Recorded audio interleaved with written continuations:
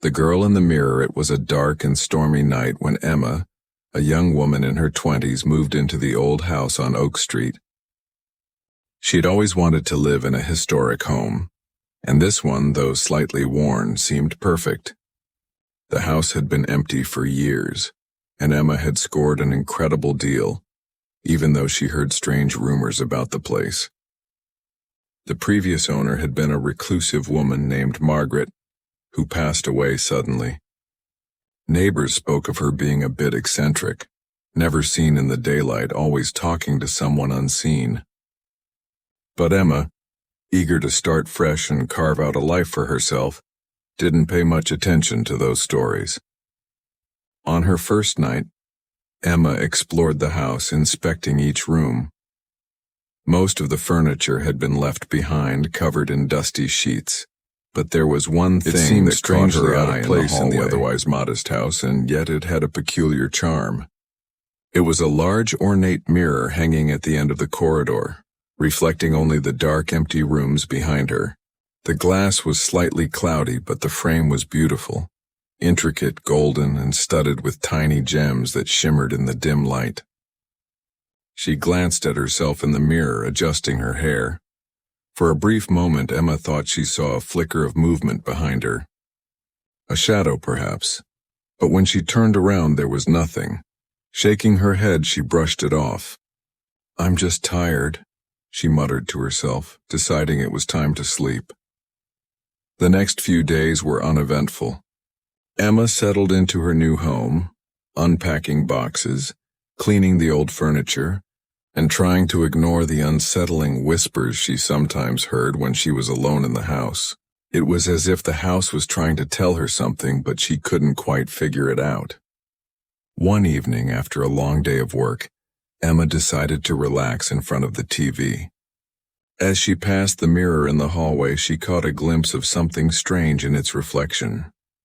A figure standing just out of view, hidden behind her. She froze, heart pounding in her chest. This time, when she turned, there was nothing. "Okay, now I'm definitely imagining things," she said aloud, her voice trembling. She avoided the hallway for the rest of the night, but the next day, things only got stranger. It was a few days later, just before dawn, when Emma woke to a soft sound, a tapping. At first she thought it was the wind, but then she heard it again. Tap, tap, tap. Groggily, she stumbled out of bed and walked into the hallway, her eyes locked on the mirror. The tapping was coming from it. Tap, tap, tap. Her heart raced as she approached the mirror. She reached out to touch the glass, but the moment her fingers made contact, the temperature dropped. She recoiled, startled. The air around the mirror felt thick, heavy, as if it were pulling her in. Then she saw it. In the reflection, there was a figure. A girl standing just behind her, staring at her with hollow eyes.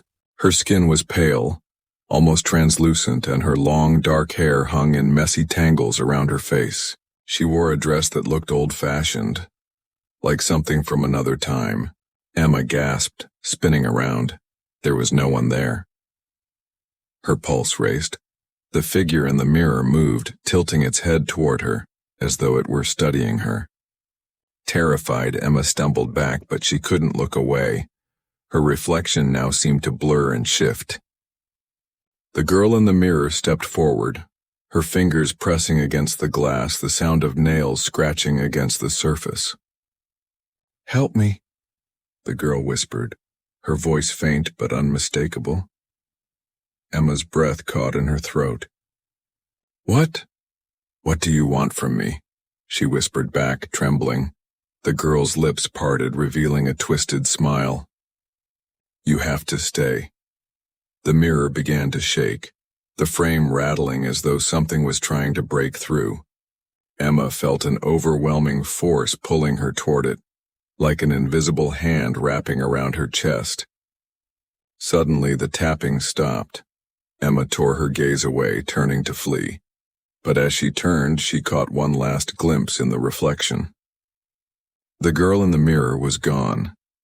But now, standing in its place, was Emma, her eyes wide with terror, her face pale and distorted.